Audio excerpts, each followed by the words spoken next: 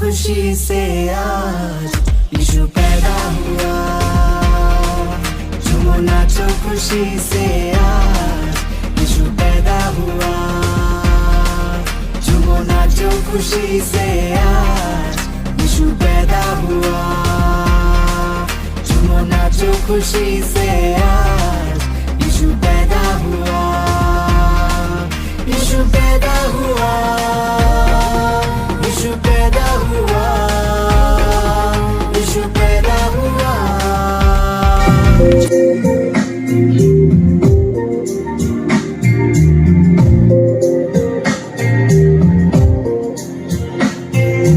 యెహోవనా మొరలాలించెను, తన మహాదయను నన్ను గణించెను.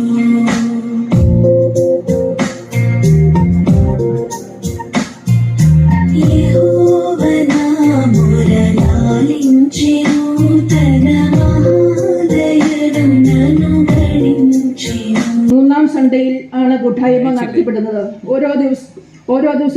ഒരേ ദിവസം തന്നെ വിവിധ സമയങ്ങളിൽ 3 കൂട്ടായ്മകൾ നടത്തുകയും എല്ലാ ഗ്രൂപ്പുകളിലും ഇടവക വികാരിയുടെ സാന്നിധ്യവും നിർദ്ദേശവും പ്രബോധനങ്ങളും ലഭ്യമാക്കുകയും ചെയ്യുന്നു.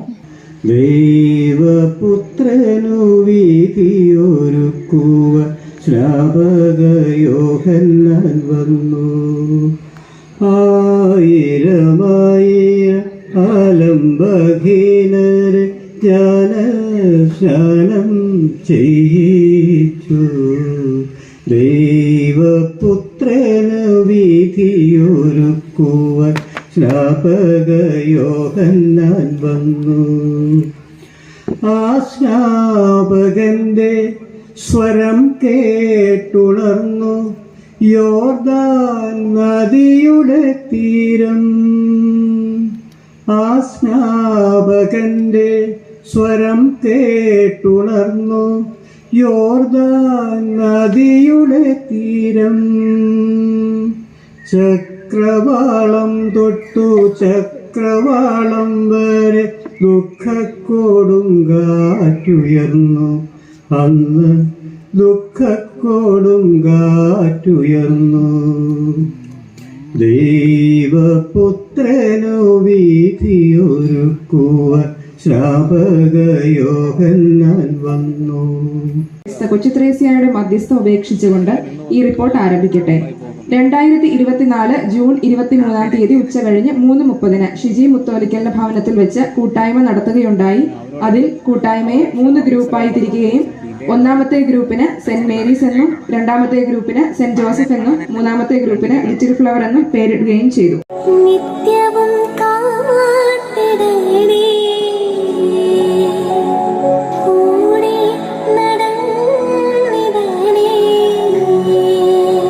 ഇടവകയുടെ എല്ലാ പ്രവർത്തനങ്ങളിലും ഞങ്ങളുടെ കൂട്ടായ്മ ഐക്യത്തോടെ നിലകൊള്ളുന്നു.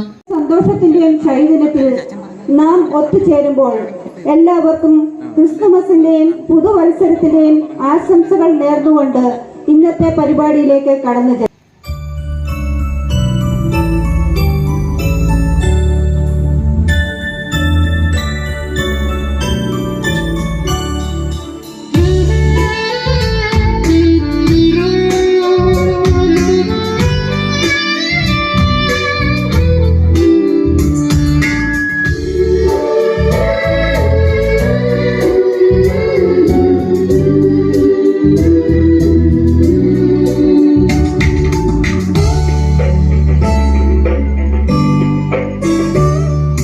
ഗോശാലയിൽ ഉണ്ണി പിറന്നു ശാന്തമായി നിലാവിൽ നെഞ്ചിലും കൺകോണിലും ഉണ്ണീരുമായ്ക്കാനുണ്ണി പിറന്നു ആരോമൽ പൂമ്പൈതലേ. എൻ കരളിനുള്ളിലെ കഥന മാറ്റുവാൻ വായോ, നിൻ ഭരണമേൽക്കുവാൻ കനിവുദാസർക്കുതായോ.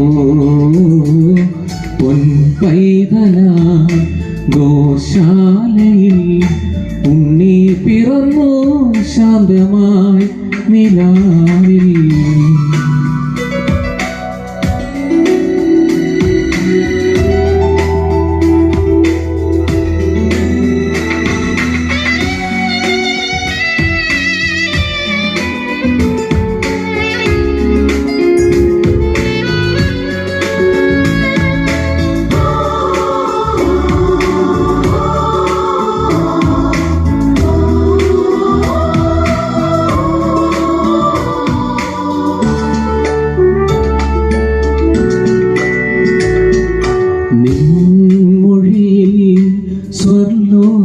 പിൻ നാൾ വഴികൾ കാണുന്നു ഞാൻ പുഞ്ചിരിയാൻ പുൽക്കൂടിനെ അഞ്ചിതമായി തീർത്തല്ലോ നീ വീണമീട്ടി വന്നിതാ വാനദൂതർ മന്നിതിൽ ഉണ്ണിയെ നിൻ തൂമുഖം കാണുവാനായി വന്നിതാ ഹൃദയം മുഴുവൻ പാടുന്നല്ലോ രാരീരം രാരീരോ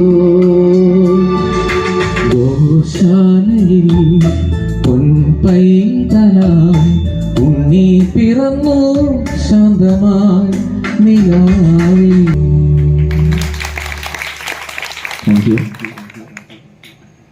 ഒത്തിരി വലിയ സൗഹൃദം സൂക്ഷിക്കുന്ന പ്രിയപ്പെട്ട അച്ഛനാണ് ജോൺസൺ അച്ഛൻ എന്നുള്ളതും, പിന്നെ ഈ ഒരു കുഞ്ഞ് ഇടവകയെ ഇങ്ങനെ ചങ്കോട് ചേർത്ത് പിടിച്ചുകൊണ്ട് ഇങ്ങനെ അച്ഛൻ നടക്കുന്നത് കാണുമ്പോൾ അവിടെ വന്ന് ഒരു പാട്ട് പാടുക, അല്ലെങ്കിൽ നമുക്ക് ദൈവം തന്നേക്കുന്ന എന്തെങ്കിലും കഴിവുകൾ ഉപയോഗിച്ച് നിങ്ങൾക്ക് സന്തോഷമാവുമെങ്കിൽ, അച്ഛനും സന്തോഷമാവുമെങ്കിൽ അത് ചെയ്യുക എന്ന് മാത്രമേ കരുതിയുള്ളൂ.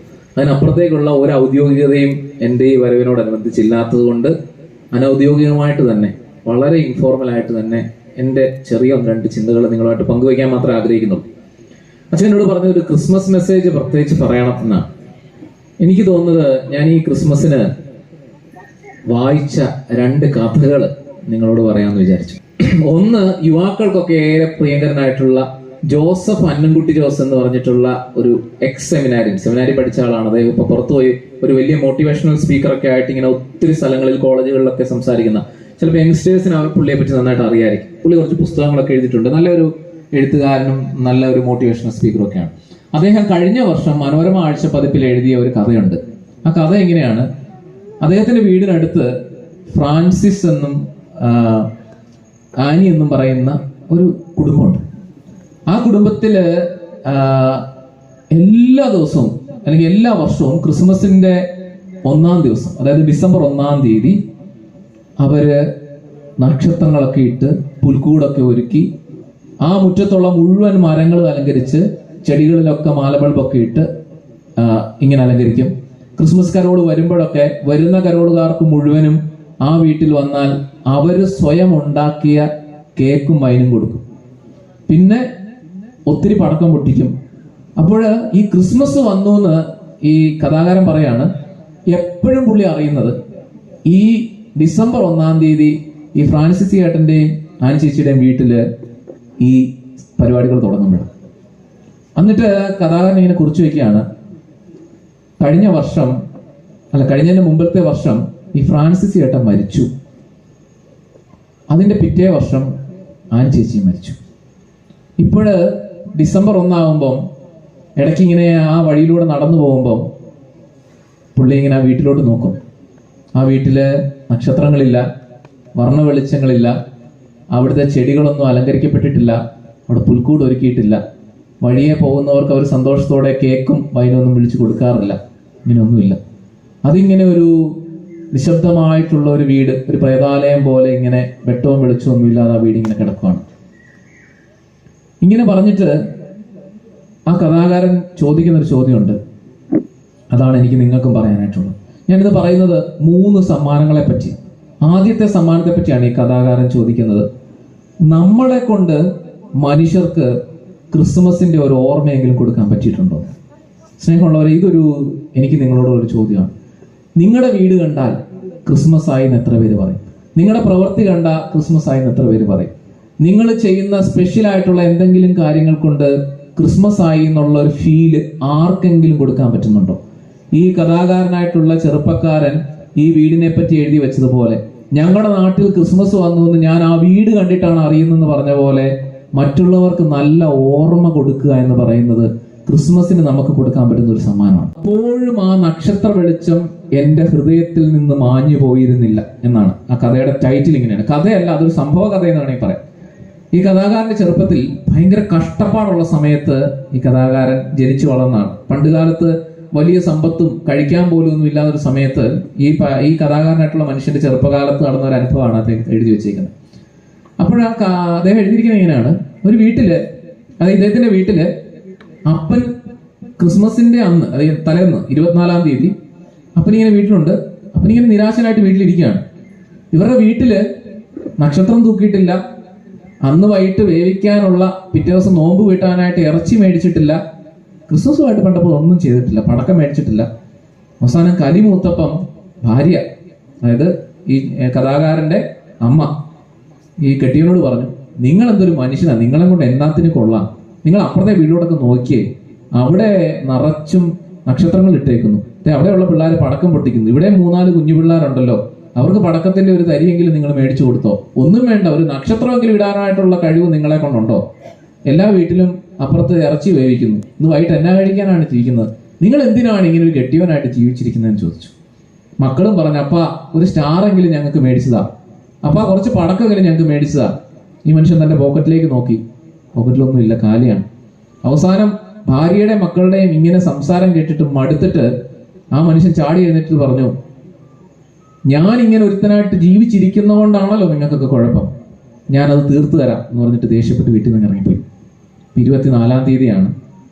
24-ാം തീയതി അപ്പം അപ്പനിടയ്ക്ക് ഇങ്ങനെ പിണങ്ങിയൊക്കെ പോകാറുള്ള ആയതുകൊണ്ട് ഇവരിങ്ങനെ കൂളായിട്ടിരുന്നു. ഉച്ചയായി, അന്ന് ചോർന്നു ഉണ്ണാൻ അപ്പം വന്നില്ല. 3 മണിയായി, വന്നില്ല. 4 മണിയായി. അപ്പോഴത്തേക്ക് ഇവർക്കൊരു ആദിയായി. അപ്പം മൂത്ത മോനെ, അതായത് എഴുത്തുകാരനെ വിളിച്ചിട്ട് പറഞ്ഞു, വിനായകനെ വിളിച്ചിട്ട് പറഞ്ഞു, നീ പോയി കവലയ്ക്കൊക്കെ പോയി അപ്പൻ അവിടെ ഉണ്ടെങ്കിൽ ഇങ്ങ് വിളിച്ചോണ്ട് വാ, പിണങ്ങിയിരിക്കുമായിരിക്കും. പുള്ളിക്കാരൻ കവലയ്ക്കൊക്കെ നോക്കി, അപ്പനെ കണ്ടില്ല. തിരിച്ചു വന്നിട്ട് പറഞ്ഞു, അമ്മ അപ്പൻ അവിടെ ഒന്നും ഇല്ല. അവര് അറിയാവുന്ന സ്ഥലങ്ങളിലൊക്കെ വിളിച്ചു ചോദിച്ചു, അപ്പൻ അവിടെ എങ്ങും ചെന്നിട്ടില്ല. 4 മണിയായി, 5 മണിയായി, 6 മണിയായി, സന്ധ്യയായി. അവർക്ക് പേടിയായി തുടങ്ങി. അപ്പനിനി വല്ല കടുങ്കയും ചെയ്ത് കാണുമല്ലോ എന്നവർ ചിന്തിച്ചു. പേടി കുറച്ച് കഴിഞ്ഞപ്പോൾ കരച്ചിലായി.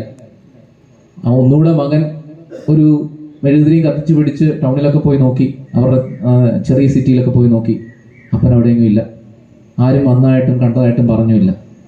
അവർക്ക് ശരിക്കും പേടിയായി. അപ്പനെ കണ്ടില്ലെന്ന് തിരിച്ചു വന്ന് പറഞ്ഞപ്പോൾ അമ്മ കരയാൻ തുടങ്ങി. കൂട്ടത്തിൽ മക്കളും കരയാൻ തുടങ്ങി. അങ്ങനെ അവരൊരു മുറിക്കകത്ത് കയറി ബൾബ് പോലും കത്തിക്കാതെ ഒരു തിരിയും കത്തിച്ചു വെച്ചിട്ട് ഒരു മുറിയുടെ വെളിച്ചത്തിൽ കട്ടിലേക്ക് കയറി ഇരുന്നിട്ട് മക്കളെ ഇങ്ങനെ കെട്ടിപ്പിടിച്ചുകൊണ്ടിരിക്കുകയാണ്. എല്ലാവരും കരയാണ്. കാരണം അടുത്ത വീട്ടിലൊക്കെ ഭയങ്കര പടക്കം പൊട്ടിയിൽ കൂടി, അവിടെ ഇറച്ചിയുടെ മണം വേവിക്കുന്നത് കൂടി, അവിടെ നക്ഷത്രങ്ങൾ കൂടി, നമ്മുടെ വീട്ടിൽ ഒരു വെട്ടം പോലും ഇല്ലാതെ പേടിച്ചരണ്ടവരിങ്ങനെ ഇരിക്കുകയാണ്. അപ്പോൾ ഒരു കരോൾ സംഘം ആ വീട്ടിലേക്ക് വരികയാണ്. നിങ്ങളൊന്ന് ആലോചിച്ച് നോക്കി.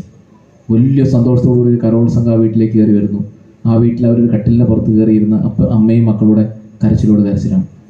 ഒരു നിവൃത്തിയില്ലാതെ പള്ളിയിൽ നിന്ന് കരോളുകാർ വരുവാണല്ലോ എന്ന് പറഞ്ഞ് അവർ പുറത്തേക്ക് പതിയെ ഇറങ്ങി വാതിൽ തുറന്നിട്ട് ആ പടിവാതിൽ നിന്ന് ആർക്കാനും വേണ്ടി എന്ന പോലെ ചത്ത പോലെ ഇങ്ങനെ നിന്നു.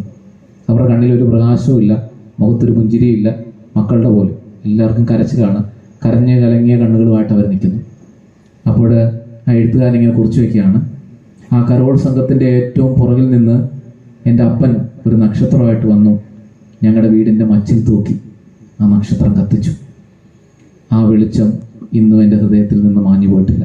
സ്നേഹമുള്ളവർ, ഈ കഥ പറയുമ്പോൾ ഞാൻ പറയുന്നത് മറ്റുള്ളവർക്ക് കൊടുക്കാൻ പറ്റുന്ന മറ്റൊരു ഗിഫ്റ്റിനെ പറ്റിയാണ്.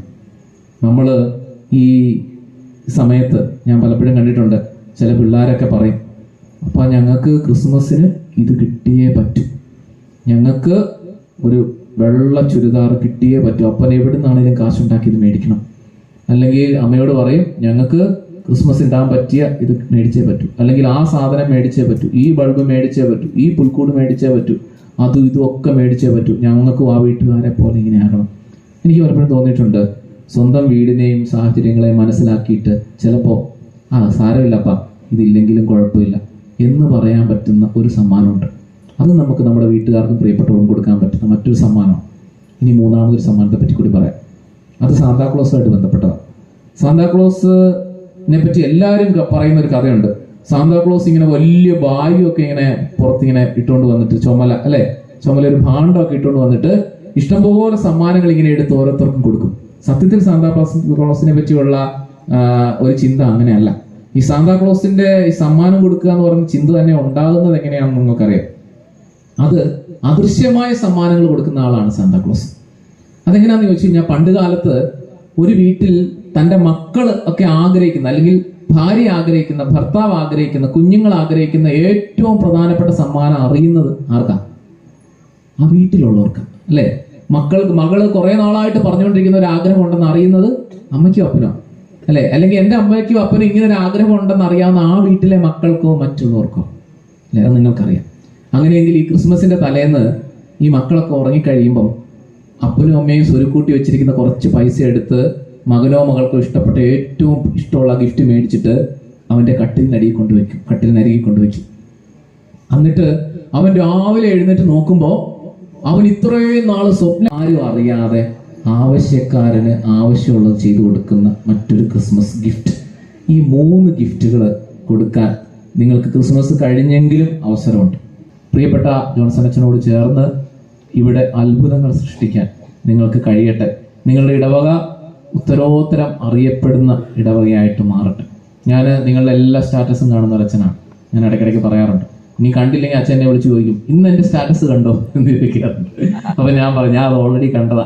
ചില സമയത്ത് ഞങ്ങൾ ഒരുമിച്ച് കൂടുമ്പോൾ അച്ഛനെ കാണിക്കും, കണ്ടോ ആനിക്കാട് നടത്തി ഈ പരിപാടി. അപ്പം ഞാൻ പറഞ്ഞു, ഞാൻ ഓൾറെഡി കണ്ടതാ. അതിൻ്റെ അർത്ഥം ഞാൻ നിങ്ങളെ ഫോളോ ചെയ്യുന്ന ഒരു അച്ഛൻ കൂടിയാണ്.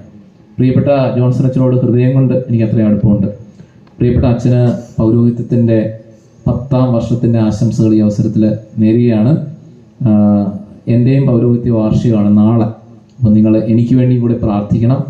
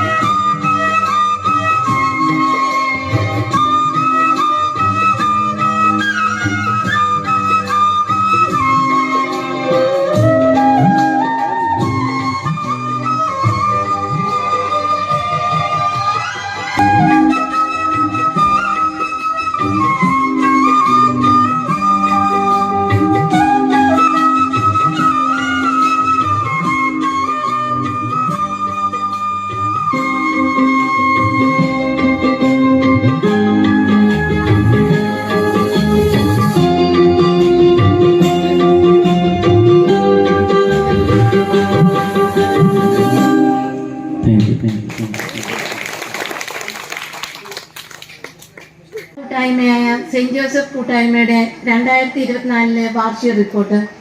തിരുകുടുംബത്തിന്റെ നായകൻ ഈ കൂട്ടായ്മയുടെ മധ്യസ്ഥനാകുമ്പോൾ വിശുദ്ധ ഔസേപ്പ് പിതാവിന്റെ മധ്യസ്ഥം യാചിച്ചുകൊണ്ട് ഈ റിപ്പോർട്ട് വായിക്കാൻ ആരംഭിക്കട്ടെ.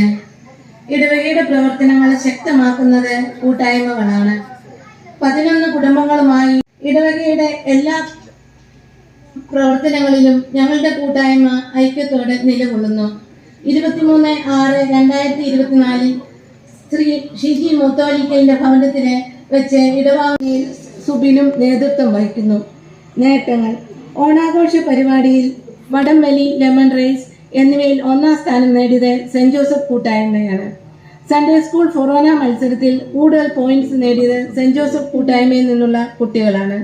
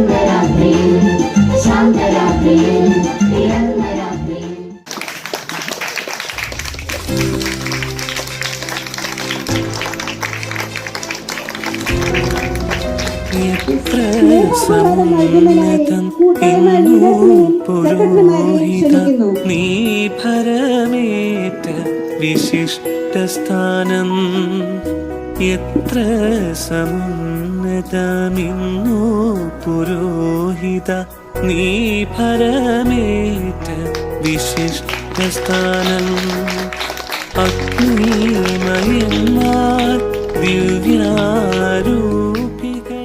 ഇവിടെ ലിജി ടീച്ചർ ആദ്യം ഇതിന് ഒരു ഇൻട്രൊഡക്ഷൻ ഒക്കെ പറഞ്ഞപ്പോൾ ഒരു വചനമൊക്കെ പറഞ്ഞായിരുന്നു. എന്നാ പറഞ്ഞു കൂട്ടായ്മയെ കുറിച്ചൊക്കെ പറഞ്ഞായിരുന്നു. എന്നാ പറഞ്ഞേ? ഇപ്പൊ 4 കാര്യം പറഞ്ഞല്ലോ. നിങ്ങൾ എന്തെങ്കിലും ചെയ്തോ? ഏതെങ്കിലും ചെയ്തോ? അപ്പം കുറിച്ചായിരുന്നു ഇവിടെ. അതാണ് ഇവിടെ ചെയ്യുന്നേ. നമ്മൾ കൂട്ടായ്മയിലൂടെ ഒന്നിച്ച് സന്തോഷിച്ച് കൂട്ടായ്മയിൽ പ്രാർത്ഥിക്കുകയാണ്. കണ്ടോ, അന്ന് ആദ്യമ സഭയിൽ ചെയ്തത് ഇന്ന് നമ്മൾ വേണ്ടി ഇപ്പോൾ ഇവിടെ ചെയ്തുകൊണ്ടിരിക്കുക. അപ്പോൾ നമ്മുടെ പ്രാർത്ഥനയിലൂടെ നമ്മുടെ പ്രവർത്തനങ്ങളിലൂടെ നമ്മൾ ഈശോയെ സ്വീകരിക്കുക. ഓരോ രീതിയിൽ പ്രഘോഷണത്തിലൂടെ, സ്ലീഹന്മാരുടെ നടപടി പ്രഘോഷണത്തിലൂടെ, വൈദികരിലൂടെ നിന്ന് ലഭിക്കുന്നതിലൂടെ നമ്മളത് സ്വീകരിക്കുന്നു. ഒന്നിച്ച് പ്രാർത്ഥിക്കുന്നതിലൂടെ അത് സ്വീകരിക്കുന്നു. അഗസ്റ്റസ് സീസറിന്റെ ഭരണവർഷം ഹെറോദേസ് എന്ന രാജാവിന്റെ കാലത്താണ് യൂദയായിലെ ബെത്ലഹേമിൽ ഉണ്ണീശോ ജനിക്കുന്നത്.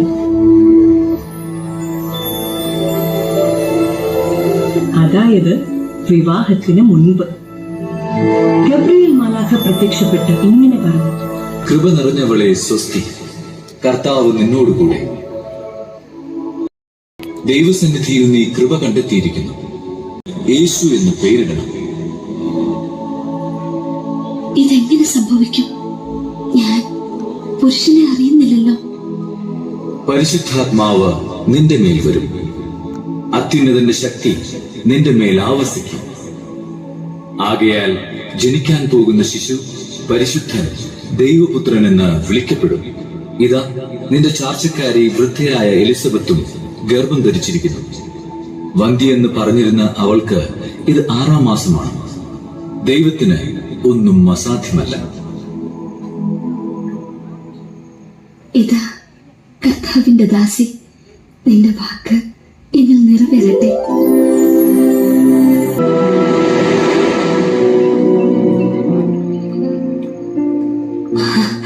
മറിയം, എലിസബത്ത്, നീ സ്ത്രീകളിൽ അനുഗ്രഹീതയാണ്. നിന്റെ ഉദരഫലവും അനുഗ്രഹീതം. എന്റെ കർത്താവിന്റെ അമ്മ, എന്റെ അടുത്ത് വരാനുള്ള ഈ ഭാഗ്യം എനിക്ക് എവിടെ നിന്ന്? ഇതാ, നിന്റെ അഭിവാദന സ്വരം എന്റെ ചെവികളിൽ പതിച്ചപ്പോൾ ശിശു എന്റെ ഉദരത്തിൽ സന്തോഷത്താൽ കുതിച്ചു ചാടി. കർത്താവ് അരുൾ ചെയ്ത കാര്യങ്ങൾ നിറവേറുമെന്ന് വിശ്വസിച്ചവൾ ഭാഗ്യവതി. ദാവീദിന്റെ പുത്രനായ ജോസഫ്, മറിയത്തെ ഭാര്യയായി സ്വീകരിക്കാൻ നീ ശങ്കിക്കേണ്ട. അവൾ ഗർഭം ധരിച്ചിരിക്കുന്നത് പരിശുദ്ധാത്മാവിൽ നിന്നാണ്. അവൾ ഒരു പുത്രനെ പ്രസവിക്കും. നീ അവന് യേശു എന്ന് പേരിടണം.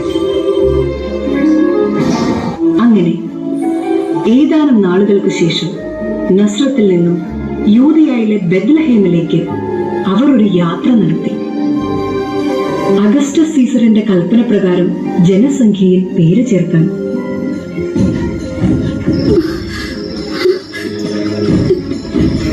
എനിക്ക് വയ്യ ജോസഫ്.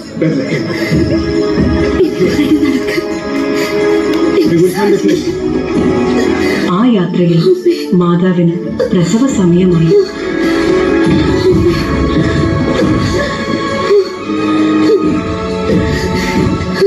നീ ഇവിടെ ഇരിക്കൂ, ഞാനൊരു സ്ഥലം കണ്ടുപിടിക്കട്ടെ. എന്റെ ഭാര്യയ്ക്ക് പ്രസവ സമയം എടുത്തു. നിങ്ങൾ വേറെ എവിടെയെങ്കിലും അന്വേഷിക്കൂ. അവർ സത്രത്തിൽ സ്ഥലം അന്വേഷിച്ചു, മറ്റു ഭവനങ്ങളിൽ അന്വേഷിച്ചു. കിട്ടിയില്ല.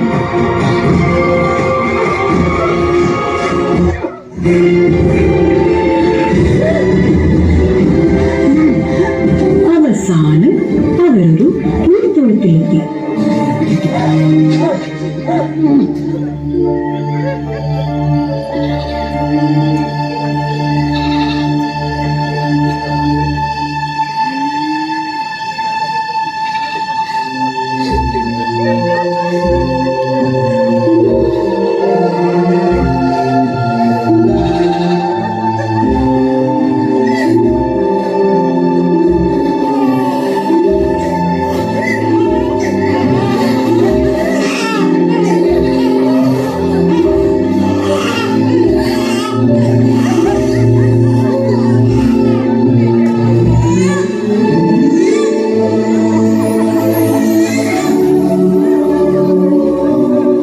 അത്യുന്നതങ്ങളിൽ ദൈവത്തിന് മഹത്വം, ഭൂമിയിൽ ദൈവകൃപ ലഭിച്ചവർക്ക് സമാധാനം. മാതാവ് ഈശോയെ പിള്ളക്കച്ചയിൽ പൊതിഞ്ഞ് പുൽത്തൊട്ടിയിൽ കിടത്തി.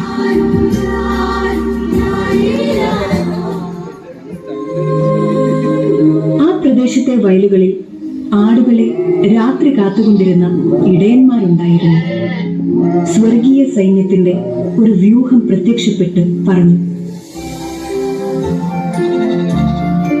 ഭയപ്പെടേണ്ട, ഇതാ സകല ജനത്തിനും വേണ്ടിയുള്ള വലിയ സന്തോഷത്തിന്റെ സദ്വാർത്ത ഞാൻ നിങ്ങളെ അറിയിക്കുന്നു. ദാവീദിന്റെ പട്ടണത്തിൽ നിങ്ങൾക്കായി ഒരു രക്ഷകൻ, കർത്താവായ ക്രിസ്തു എന്ന് ജനിച്ചിരിക്കുന്നു. അത്യുന്നതങ്ങളിൽ ദൈവത്തിന് മഹത്വം, ഭൂമിയിൽ ദൈവകൃപ ലഭിച്ചവർക്ക് സമാധാനം.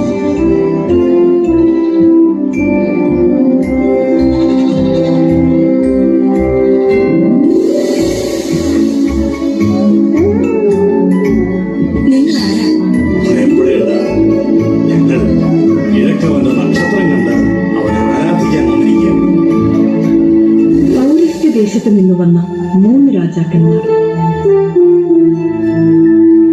അവരും ഉണ്ണിയെ തേടി ജെറുസലേമിലെത്തി.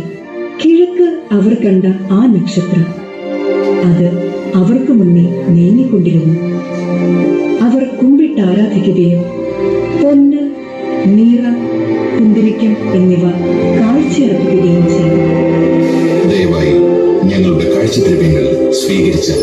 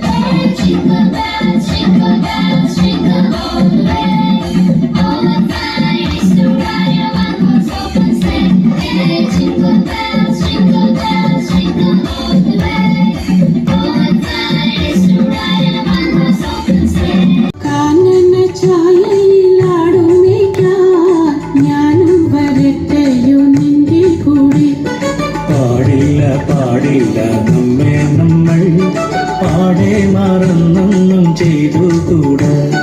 കാനന ഛായയിലാടുമേക്കാൻ ഞാനും വരട്ടെയോ നിന്റെ കൂടെ. പാടില്ല നമ്മെ നമ്മൾ പാടെ മറന്നൊന്നും ചെയ്തുകൂടാ. വനത്തിലെ കാഴ്ച കാണാൻ എന്നെയും കൂടൊന്നു കൊണ്ടുപോകൂ. നിന്നെ ഒരിക്കൽ ഞാൻ കൊണ്ടുപോകാം. ഇന്നു വേണ്ടോ മലയാളി. വനത്തിലെ കാഴ്ച കാണാൻ എന്നെയും കൂടൊന്നു കൊണ്ടുപോകൂ. നിന്നെ ഒരിക്കൽ ഞാൻ കൊണ്ടുപോകാം. ഇന്നു വേണ്ടോ Malayali.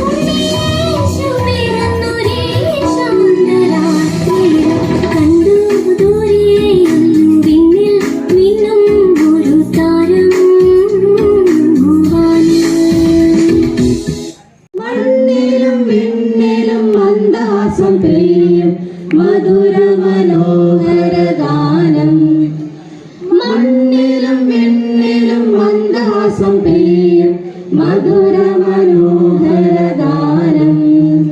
Hallelujah hallelujah hallelujah hallelujah. ദൈവം പിറക്കുന്നു മനുഷ്യനായി ബത്ലഹേമിൽ, മഞ്ഞു പെയ്യുന്ന മലമടക്കിൽ. Hallelujah hallelujah hallelujah. മണ്ണിലും വെണ്ണിലും മന്ദാസം പെയ്യും മധുര മനോഹര ഗാനം. കാനായിലെ കല്യാണ നാളിൽ കൽഭരണിയിലെ വെള്ളം മുന്തിരി നീരായി വിസ്മയത്തിൽ മുഴുകി ലോകരന്ന് വിസ്മൃതിയിൽ തുടരും ലോകമെന്നും മഹിമ കാട്ടി യേശുനാഥൻ. കാനായിലെ കല്യാണ നാളിൽ ഭരണിയിലെ വെള്ളം മുന്തിരി നീരായി.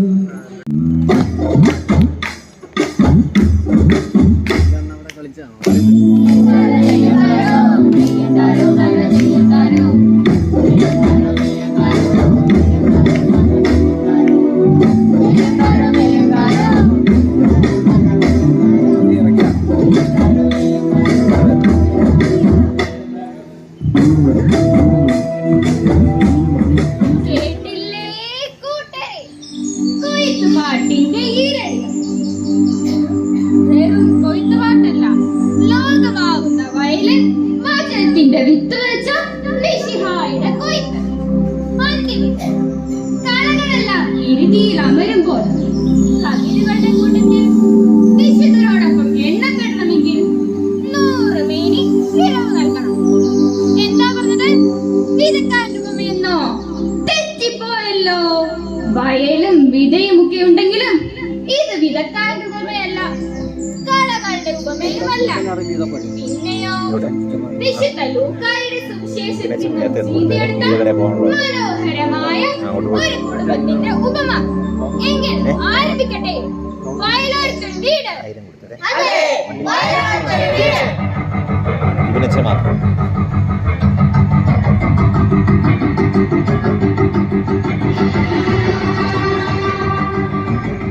തിരിച്ചു പോകും.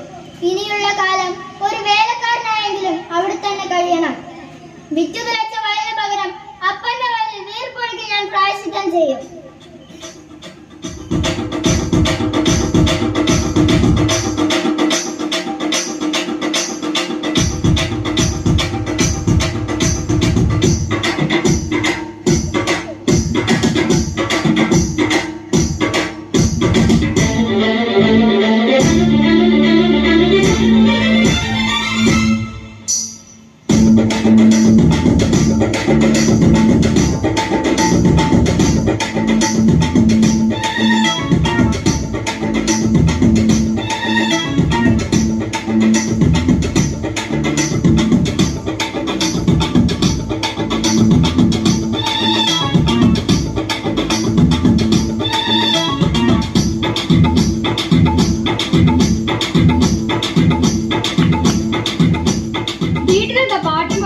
അതിഥികളാരെങ്കിലും അവനോ വിറ്റ് പെറുക്കി പോയിട്ട് ഇപ്പൊ എന്തിനാ വന്നിരിക്കുന്നത്? നല്ല കഥ. മോതിരവും പാദരക്ഷയും അണിയിച്ചിരിക്കുന്നു. അതിഥിയെ കൈമാറ്റി നിർത്തിയ കാളക്കുട്ടിനെ കൊന്നു. ഇനി 7 ദിവസത്തെ ആഘോഷം. ഇല്ല, ഈ ആഘോഷത്തിൽ ഞാനില്ല. അങ്ങനെ പറയരുത് യസ്മ. യസ്മ ഇല്ലാതെ ഇവിടെ എന്താ ആഘോഷം? വീട് മൺകട്ടകൾ കൊണ്ട് കെട്ടിപ്പൊക്കിയ സൗധമാണോ വീട്? ഇത്രയും നാൾ ഈ വീട്ടിൽ ഞാനൊരു അടിമയെ പോലെ ജീവിച്ചു. എന്നിട്ടും എനിക്കിവിടെ ഒരു സ്ഥാനവുമില്ല. ഞാൻ എന്റെ വയലിലേക്ക് പോകുന്നു. മാത്തപ്പ മോനെ പോകരുത്. നിന്റെ അനുജൻ തിരിച്ചെത്തിയിരിക്കുന്നു. ആ സന്തോഷിക്കല്ലേ വേണ്ടത്? സന്തോഷിച്ചോളൂ, കൊതി തീരുവോളം സന്തോഷിച്ചോ. പക്ഷെ അപ്പനെ നോക്കണം. ഇത്രയും നാൾ ഈ വീട്ടിൽ ഞാനൊരു അടിമയെ പോലെ ജീവിച്ചു. എന്നിട്ടും കൂട്ടുകാരോട് താന്തിക്കാൻ ഒരു കുഞ്ഞാടിനെ പോലെ ഒന്നും തന്നില്ല. മോനെ നീ അടിമയായിരുന്നു. ഇത്രയും നാളും എന്റെ കൂടെ ഈ വീട്ടിൽ താമസിച്ചിട്ട് നിനക്ക് അടിമത്തമായിരുന്നു. വീട്ടിലായിരുന്നിട്ടും അടിമയെ ജീവിച്ചവൻ മാത്തപ്പൻ.